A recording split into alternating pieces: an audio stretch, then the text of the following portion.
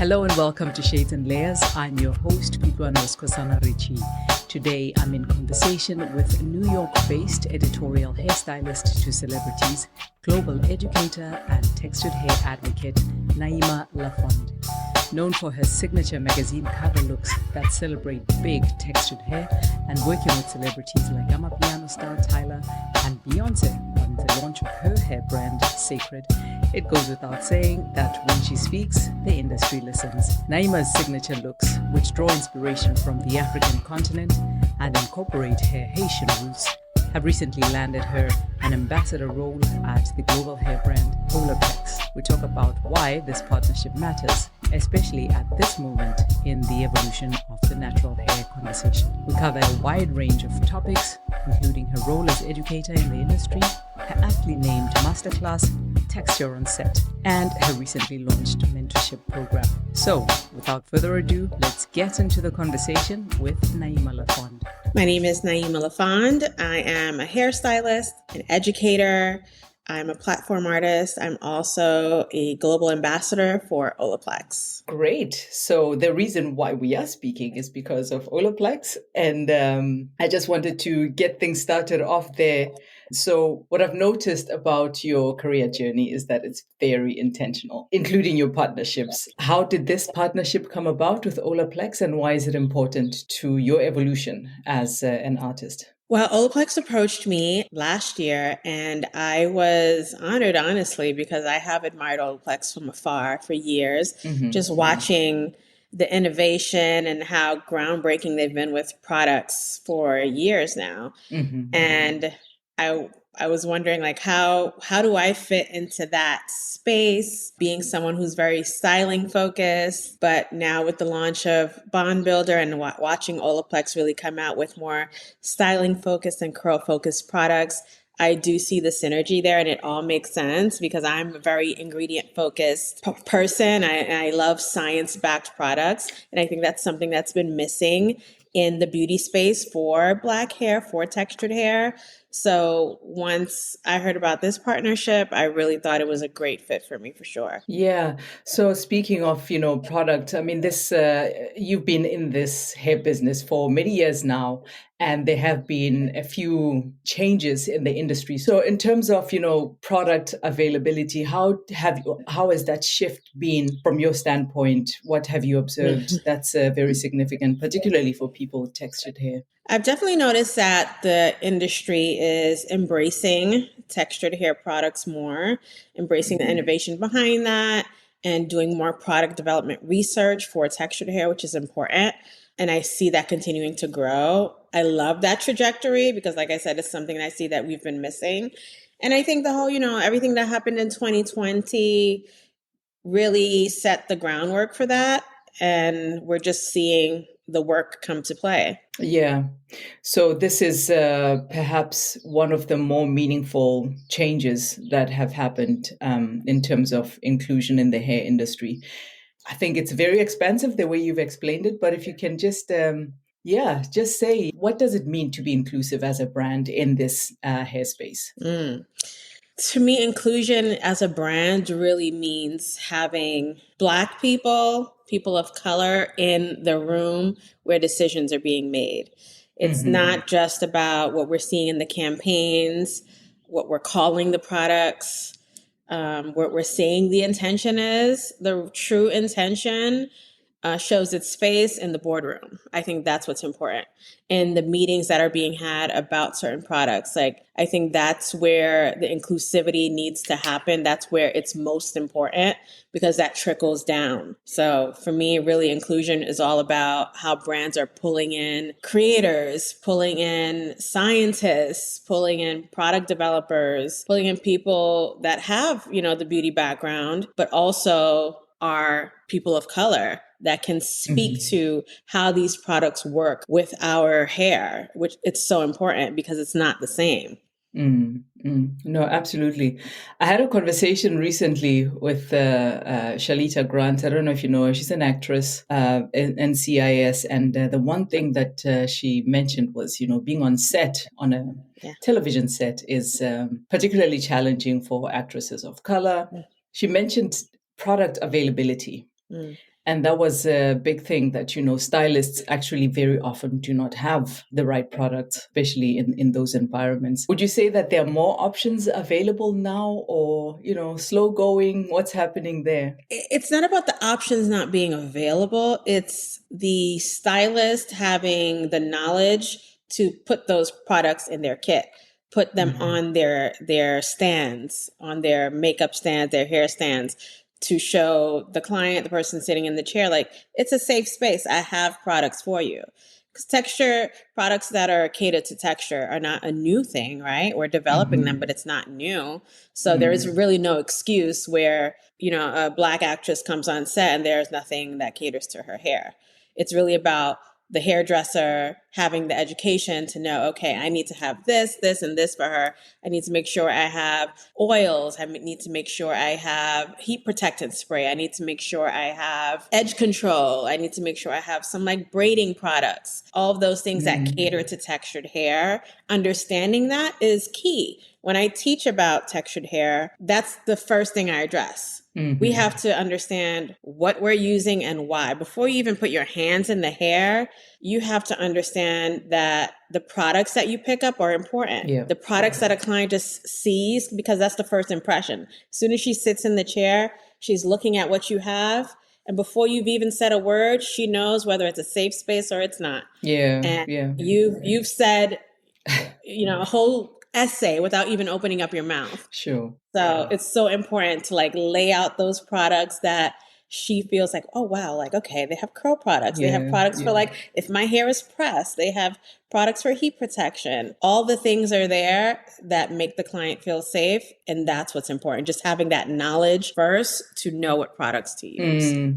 Speaking of knowledge and education, that was the other area that, most of my conversations has been about. That, cosmetologists are not trained in caring for textured hair in the first place. Right. But there's also another development, hopefully starting to address that, the passing of the Crown Act. Yes. Do you think that there is movement towards actually realizing the Crown Act? Yes, it is legislation, but do people actually start respecting it now, or what's your take? Well, I feel like we've had this conversation, like, just as like Black people with textured hair for like many years, right? It's a conversation we're having it within our circles about going to work and not being able to like wear your hair in its natural state. I think I did this Cosmo interview, I think it was 2017, 2018. Oh, wow. And the title of the article was, I'm wearing my afro to work, deal with it. Like, oh, yes, yeah. And it was like that was a big deal at the moment. Like, to just wear your hair out as is. Like, and honestly, even at the time, I was like shocked at the title. Like, wow, that's like, of all the things that I said, that was the main takeaway. But it's just something that we've been dealing with for a long time. I don't know if, the change is welcomed or not, but Black women with textured hair are embracing it and they're going to work with it. I think whether the powers that be like it or not, it's a change that's happening. We are really moving forward and saying, like, this is how I wear my hair. I wear the braids, I wear the fro, I wear the twists, I wear the dreads. I'm going to continue to wear my hair like this. Legislation is important because in all fact, people are losing jobs over things like this. People are getting kicked out of school. So yes, change is happening, but it also, I think, requires us to take a stand and also just show up as it is. Yeah, absolutely. And, this is the key thing, like hairstyle preferences. And I will say preferences in air quotes because you cannot do what you don't see. And you don't know that it's an option if you don't see it in reality. Do you think that there's been a change, or what has been the most remarkable change in terms of customer preferences, in terms of hairstyles, products, attitudes, the like? Yeah, definitely. I do see that clients are more open to wearing their natural hair. And I think it's because of the product innovation, what they're seeing. Just like for the new bond builder products, for example, that Olaplex has recently come out with, that allows clients to wear their texture and really highlight their texture. That's something where you're explaining that to a client and they're like, oh, okay, like this is something that's not trying to smooth it out or straighten it or revert it in a different direction. It's really trying to highlight my curl pattern. We're seeing more things like that being celebrated. So I think it's making the client feel comfortable to say, yeah, I want my hair like that. So the more we have that innovation, that product innovation that celebrates textured hair, the more comfortable and more confident clients will be in wearing their textured hair. Because product is important, right? Like if I say I want to wear my hair straight and smooth, but there's not a heat protectant or a smoothing product that is going to keep it that way, then I'm not really going to feel confident to go to the salon and ask for that look. Or vice versa. If I say I want to wear my hair curly and big and defined, and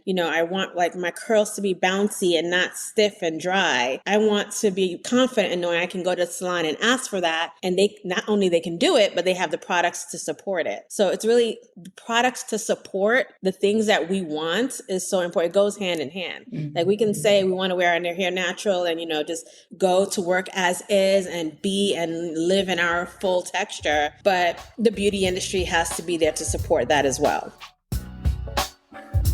Hey, it's Shades and Layers. I'm speaking to Naeemah LaFond, editorial hairstylist, global educator, and textured hair advocate. It's always interesting to find out what sparks people's career choices. And up next, we get into that, as well as Naeemah's personal hair journey and how she landed the first gig that got her into the hair industry. You are doing your bit in terms of supporting this industry. I know you've been running a masterclass, you've got a mentorship program. So you can talk to me about the evolution of your career into the educational space. Well, I'm a career educator. I've been an educator for many years. I started off actually doing work on set. Mm-hmm. I did that for a few years, and then I started working with brands as creative director, as artistic director, and that allowed me to travel the world to teach and also help launch brands and launch products and explain how products are used and how they can be used in all different types of hair. And I think, it's a new thing to talk about that, but it's been my life's work, honestly, where I'm like, we don't need a product to say curl on it for it to be able to be used on curly hair. Right. Right. Like we can go beyond the curl products. Our hair is so versatile. It can do so many things. Mm-hmm. And that's one thing that I've taught for so many years, that you can pick up the texture spray and put it on textured hair. What it's going to do to my hair is just going to make it bigger, It's going to give a reaction. Mm-hmm, right? Mm-hmm. The end result, I feel like oftentimes people are like, oh, with curly hair, everyone wants, like everything in place, perfectly coiled. Like that's not everyone's go-to, We wear our hair slicked back. We wear it curly. We do so many different things. Mm-hmm. And there are so many different products that can do that. It's not just about a product that says curl on it. Right. So as a career educator, that's something that I've been so passionate about. And then I started doing this masterclass last year. Mm-hmm. Where I wanted to focus on texture on set. And that's what it's called. It's called Texture on Set. Mm-hmm. And I've gotten so much support from the industry that it became more than a masterclass. It's become a hair show. So it's like this texture hair show. We're going to do it again in 2025. Olaplex is our title sponsor. I'm so excited for the support behind this. We have so many great brands coming on board to support. And it really shows the evolution of the industry and wrapping their arms around texture education and understanding the importance behind that. Like we want to sell product to everyone. And in order to do that, we have to teach everyone how to use product on everyone. Mm-hmm. So that brings me to your hair journey, your personal hair journey, and how you would describe that. Have you always been confident in your texture? Is it something you've learned along the way? How would you talk about that? I've always been confident. Like I'm a Brooklyn girl. I grew up in Brooklyn in the 80s. And, there's the round the waist salons. Everyone's doing something different. We're Mm-hmm. frying, dyeing, laying to the side. It's braids, it's this, all kinds of stuff. So throughout my life, I've worn my hair in so many different ways and feel confident about it. For me, it's an accessory. It's a piece. I love to play. I love to do different things, go blonde. Nice, yeah. I Yeah. love to play with hair, and I really want women to have that freedom. All women, like I know we're embracing curl, we're embracing texture, and that's so important. But at the same time, women are not a monolith. Black women are not a monolith. Sure. We should be allowed to play and do all different kinds of things with our hair, and that's just how I've lived my life. Yeah. That's great. And how did you know that this is for sure what I want to do? Like, when did you get, that tingling feeling that, woo, this is exactly what I'm doing with my life? Well, I think the tingling feeling, I got the tingling feeling like as soon as I stepped on set and started doing hair, I'm like, wow, this is, people do this for a living. This is crazy. But for me, when it started to feel like purpose and passion came together, was when I started to be like outspoken about inclusivity and diversity in hair. That's when I felt like what I'm feeling on the inside and what I do for work are truly meshing, because it's conversations that I'm having, things that I'm so passionate about. But then I get into spaces and I'm like, I can't say that here. But once I set myself free and vocalized what I felt, that's when work and my heart really meshed. And I felt like, ooh, the tingles, like this is exactly what I need to be doing. This is my life's purpose, really. Great. And how did you land that first gig on set? So my best friend at the time, I think maybe 22 or 23. The best she age. She was an aspiring model, and she's like, I'm going to do this thing called a test shoot. And I didn't know what that was. She's like, me, a photographer, a makeup artist, we're all getting together and just doing a photo shoot so that we can all get pictures for our portfolios. And at the time, I had a full-time job. I was a court clerk at the Brooklyn District Attorney's Office. Oh. After college, that's what I was doing. I had my serious job that I felt and I was like, sure, I'll do this for fun. She asked me because I was the one in college. I was like doing everyone's hair before parties or before like school events. So I was the girl doing hair in the dorm. So she came to me and asked me to do that. And I went with her, and I was just blown away that people do this for work. And I was just like, I was just doing this for fun for years. I can't believe this is like a career. I can earn a living, what happened for me. Great. And do you have any, memorable or bizarre, whatever, incidents on set that, come back to you and you think, oh my goodness, I can't believe that happened without getting sued?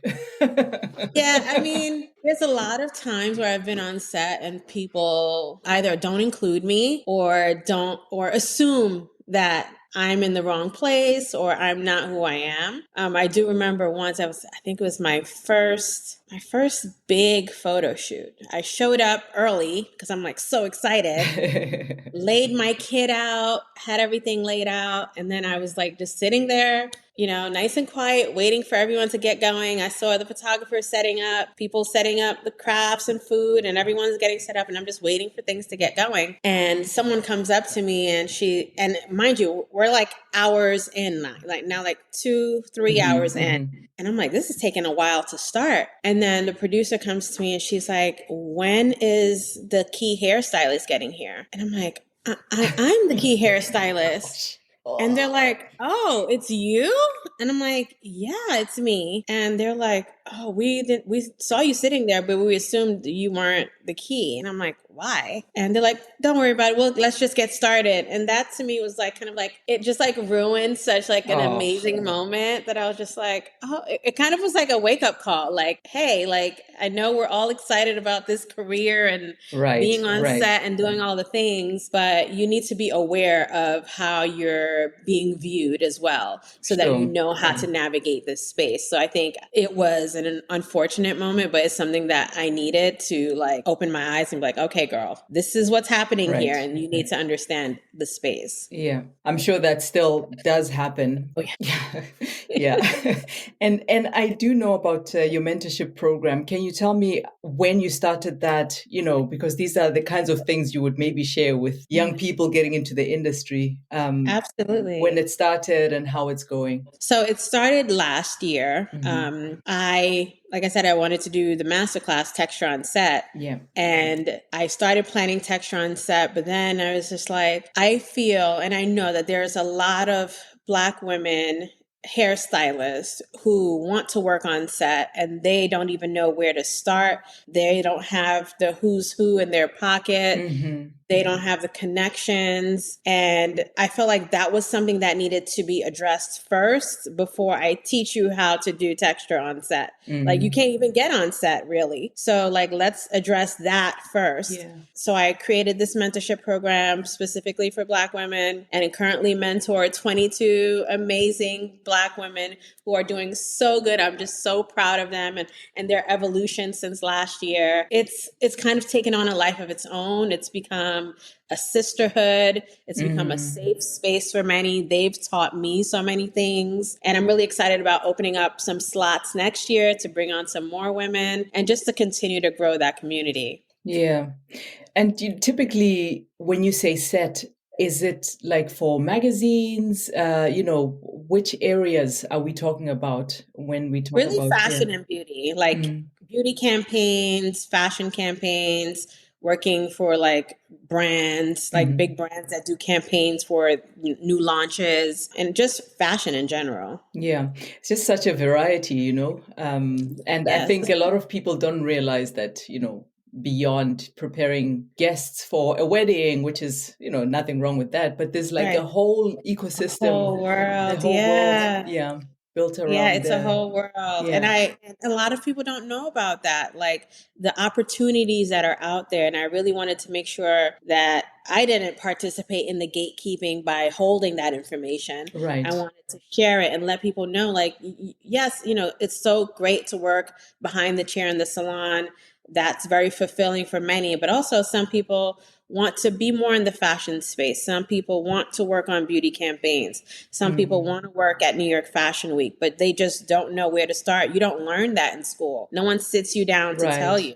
It's just you have to know who you know in order to get into it. Right. And I just really want to break that up. Yeah, yeah. It's Shades and Layers. Time now to learn more about the inspiration behind Naeemah's famous looks, her approach to working with clients, as well as the Shades and Layers rapid fire. And before we wrap it all up, Naeemah tells us what her alternative career path would have been had she not chosen the hair industry. And, I've heard you say that being an editorial hairstylist is like being a writer or a painter. Yes. And, you consider what you do art. So how would you describe your signature? How would I know that Naeemah worked on this? It's glamorous, but it's a little off. I think that's just me. It's like there's the perfection, like it looks glamorous, but there's something that's just a little off to the side. And I just love that. I love having a little something out of place, a little just that. Right. That just does something to me. I just think it just feels real. It feels like a lived experience rather than just a photo. It feels like she's in action, she's in motion, she's, living rather than just perfectly placed there. Yeah. So I think that's my signature. Oh, that's wonderful. Great. Thank you. Thank you.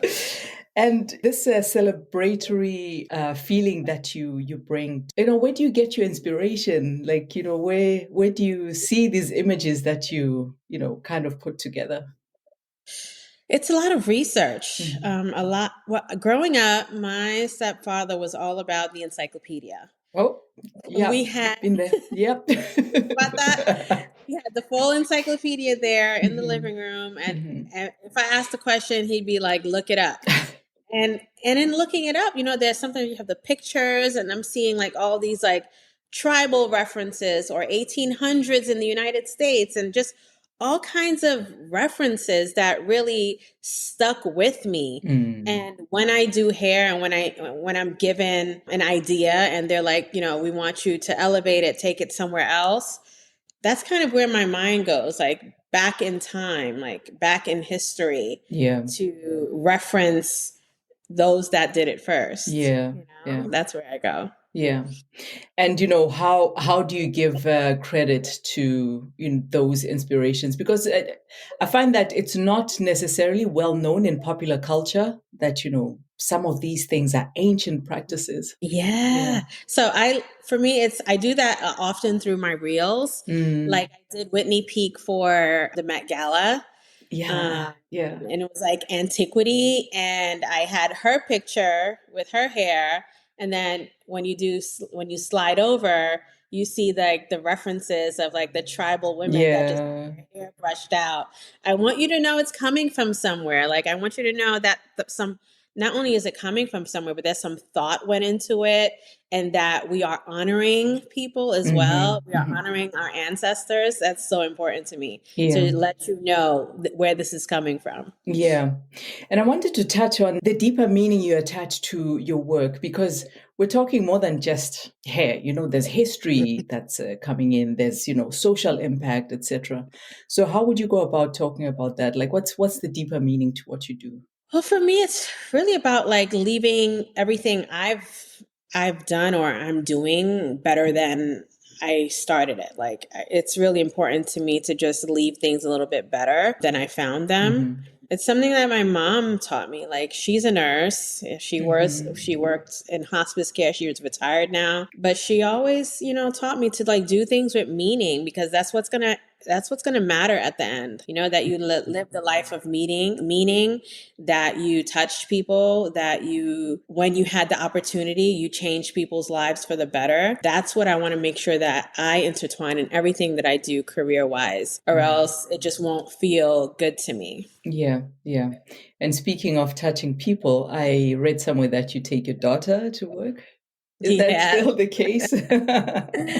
I take my mini often with me. Sometimes she comes like on stage. Sometimes I take her to a photo shoot. I just want her to see that mommy loves what she does. Yeah. I want her to see that I'm happy, and I'm a career woman that is excited about going to work, and that it's not like, oh, sorry, mommy has to go away for the weekend. I'm just so sad. I don't want her to be burdened with that at all. I want her to know that I'm excited. Like I'm going to LA tomorrow to do so-and-so's hair. I'm so excited. Take a look at her. What do you think I should do with her hair? And she's like, oh, you should do a ponytail. You should do this. Like I want her to see that in me so that she can carry that for herself as well when she gets older. All right. That's great. That is so, so meaningful. Yeah. Yeah. Yeah. Yes. So the way I speak about sustainability on the podcast is usually in a very broad sense. It's not necessarily just about environment, although that is important, but it's a holistic approach. Yeah. So if I say sustainability to you, what comes to mind and how does it manifest in your world? For me, sustainability really is about like social impact and how we can have a beauty industry that caters to everyone, that everyone can win in, that everyone can be successful in, that everyone can see themselves in, or else it's not sustainable. And I think when we got to a point where I felt that the industry wasn't reflective of who I wanted to be as a person in terms of inclusivity, that's when I felt like I had to leave. So that means it's not sustainable, right? So it's really making sure that I am in an industry, and I also pour into an industry that allows people of all shades, colors, creeds to be a part of, be successful in. That's something that's so important to me. And that is what true sustainability in terms of like social impact really means for me. And speaking of impact, there is possibly a team behind you. I think there's a team behind you. So who helps you put it all together, keep the back wheels turning there? Well, the number one girl is my agent, Alexia. She is amazing. I'm at the Wall Group. She's an agent with the Wall Group. She understands who I want to be and how I want to show up in the world. And I think that's what makes it a very cohesive relationship. and one that I feel supported, one that I don't feel like I'm doing things that don't quite fit me as an artist. Mm-hmm. So that's a relationship that I really honor. I really trust her. She holds my career and also my intentions with care. And I think that's so important in an agent or in a team in general. Right. People that care about your vision and where it is that you want to go so that they can help you get there and help you get there with integrity and morals. Mm-hmm. So that's important. Yeah. Great. So you have an agent. And then in terms of, the practical day to day, let's say you're going on set, do you hire freelancers? How does that work for you? So day to day for like working on building texture on set, planning, producing that, I have someone who does the production for me for texture on set. Jamie's amazing. She's like show producer extraordinaire. We've worked together with other brands and worked together for years. She knows how I like to be on stage, how I want to show up. She knows the show that I want to give. Sure. So she's like a great producer. I have Shavavian, who is my administrative assistant. She handles like all of the, outside of photo shoot things that come my way that have to do with texture on set or that have to do with my mentorship program. Right. And she's a great asset to my team. Like I can't answer all the emails and do all the things. Sure. So Shavavian is that. In terms of like working on set, I have all of my mentees with Black on Set are the people that I tap into when I need assistance on set. Great. So that's another perk of being in that mentorship program, that I want to use them and bring them into spaces that they probably otherwise wouldn't have the opportunity to come into and say, hey, come on set with me. And they get to watch me and work with me and learn without judgment or learn without the fear of not getting that job again, because I know that they probably have not done something like this before and they're, so green, and I give them the grace to be green while I teach them. That's great. But what does success mean to you? How would you define success? Success to me today means time.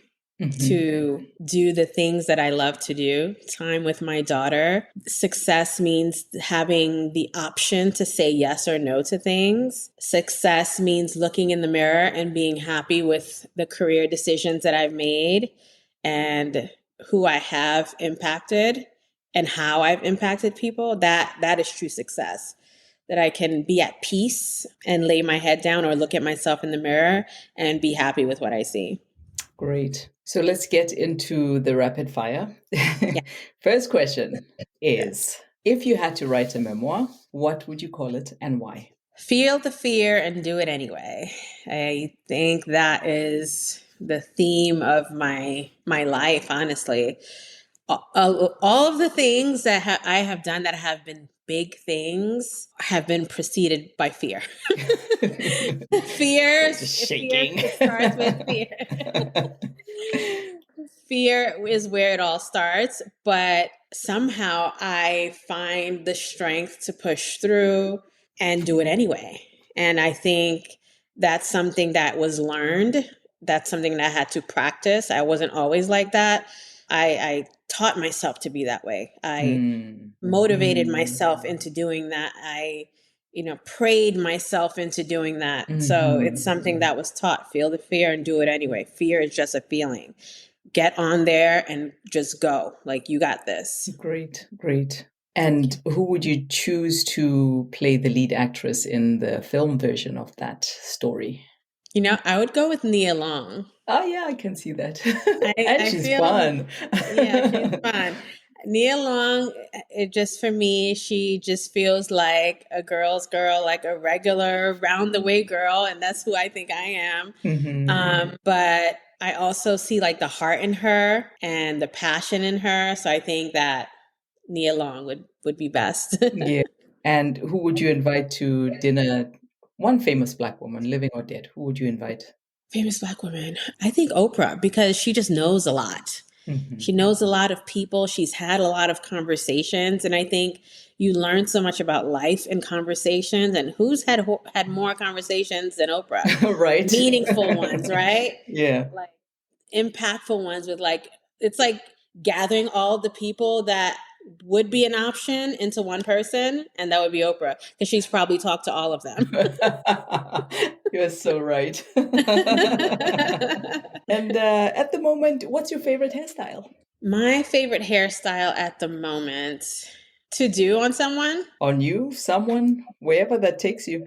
I think my favorite hairstyle to do on someone is a sleek ponytail with like a curly ponytail, like a puff. Like I love a puff. Like I love the juxtaposition between like super slick and then these big bouncy curls.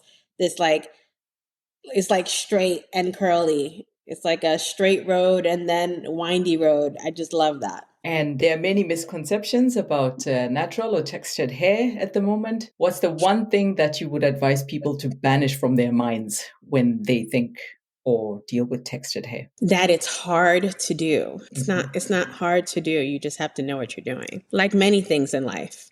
Right. You know, if you don't know how to do it, it's going to be hard. But once you know, it's not hard to do. Once you know what you're doing, it's not hard to do. And I hate to hear that, because that when people say that, that also creates barriers for a lot of women in beauty, in a lot of things. When you say it's hard, that tells, for example, a producer, oh, that model's hair is hard to do. It's going to be hard to switch her from one look to the next. All right, we'll just use the straight hair girl instead. So now someone has just lost an opportunity because there was an assumption made that her hair is hard to do. So if I were to banish something, it's that. It's not hard. Just you have to know what you're doing. Great. And what are you looking forward to in the next while? What am I looking forward to? Just continuing to live authentically. I feel like I'm in my groove. Like I feel like all the things that I dreamed of are currently happening. I'm living a dream right now. I have the career that I've always dreamed of. I have the husband that I've always dreamed of having, the daughter that I prayed for, the peace that I prayed for in life, and also living out the intentions that I've always had. Right. It's just so important to me. So continuing that, I just continue to pray for this continued peace. That's what I want. Peace. You're all about peace. Great. Peace, yes.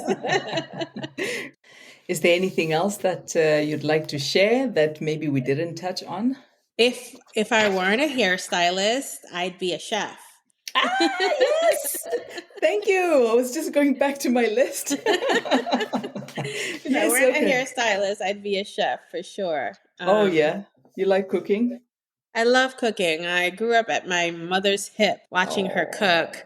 And when I went to college, I roommated with like so many different kinds of people. I had Asian roommates, Panamanian roommate, African-American roommates, Dominican roommates. And I learned from all of them. So I feel like my cooking is a mosh pit of all of those like amazing cultures. Oh, that's nice. Do you cook every day for your family or? Not every day, maybe like 3-4 times a week. Yeah. Nice. And what's your favorite thing to cook? Favorite thing to cook? I would say Haitian food. I'm Haitian. Yeah. Because it's like a low and slow kind of process. Right. And I love that, especially for a Sunday where I have nothing to do. Yeah. Light a few candles, pour some wine, start cooking. It's going to take a few hours. You can sit down, read an excerpt from a book, get back on the stove. I love Haitian cooking for its low and slow and kind of like nurturing that you have to do to it. Yeah. It's delicious. Oh, that's amazing. Great. Sounds like your best way to spend a Sunday. Yes. Yeah. So if people want to work with you, tap into your knowledge and get hold of you, where can they find you? Well, you can find me on my social. It's at Naeemah LaFond on Instagram and also on LinkedIn, Naeemah LaFond. If you want to learn from me, please come to Texture on Set. So excited again about this event with Olaplex at the helm, helping me make this happen. So I really hope that there's continued support for that, because with that support makes it happen again and again and again. So yes. Great. Wonderful. And that is all from me this time around. I hope you've enjoyed this episode as much as I enjoyed putting it together. Thanks to Naeemah for sharing her story so generously, and you can learn more about some of her work in the show notes. And while you are there, please share, like, and rate the podcast so that others can find it. 5 stars would be amazing. Thank you. I'm Nosicosana Richie, and until next time, please do take good care.